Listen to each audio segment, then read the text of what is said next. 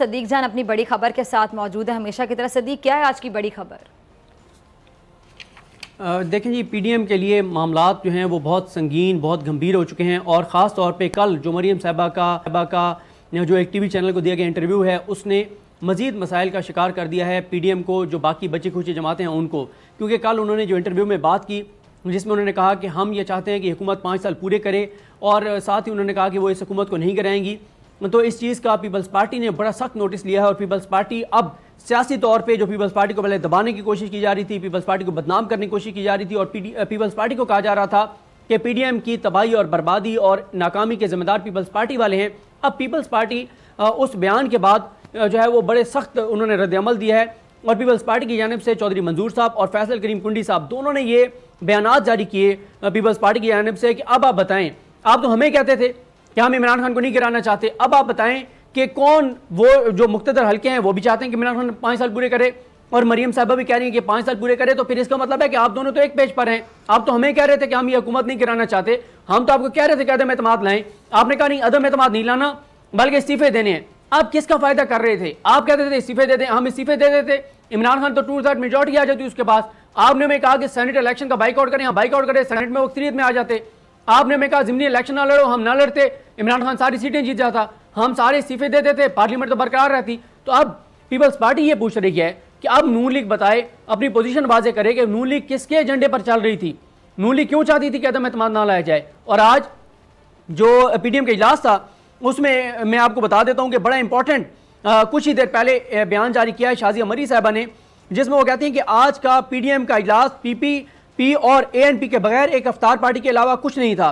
आज पीडीएम तोड़ने पर एक दूसरे को वाह वाह कहने के लिए नून लीग और जेयूआई ने अंजुमन सताइश बाहिमी का इजलास बुलाया। पीडीएम के इजलास के बाद ना कोई ऐलान हुआ, ना ही लाएमल बताया गया। क्या मौलाना फजल रहमान भी नून लीग की तरह इमरान खान को बचाना चाहते हैं?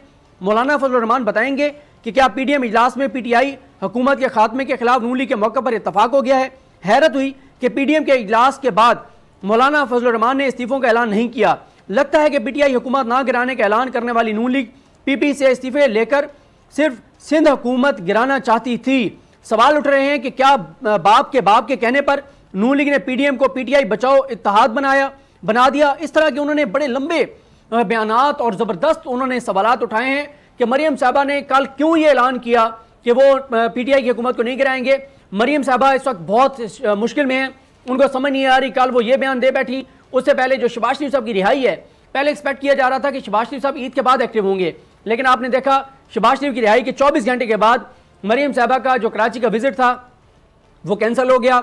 उनको आगे प्रेस कॉन्फ्रेंस करनी पड़ी। प्रेस कॉन्फ्रेंस में ना शहबाज शरीफ साहब थे, ना हमजा शहबाज साहब थे।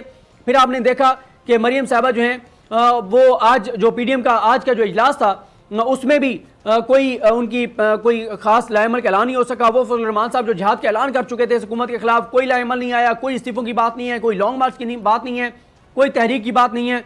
और साथ ही जो शहबाज शरीफ हैं वो एक्टिव हो चुके हैं, एमएनए से मुलाकातें उन्होंने शुरू कर दी हैं। सिर्फ आज के दिन में शहबाज शरीफ की जानिब से 3 बयान जारी हुए हैं और उन 3 बयानात में नवाज शरीफ के बयानिए की जरा सी झलक भी नहीं थी।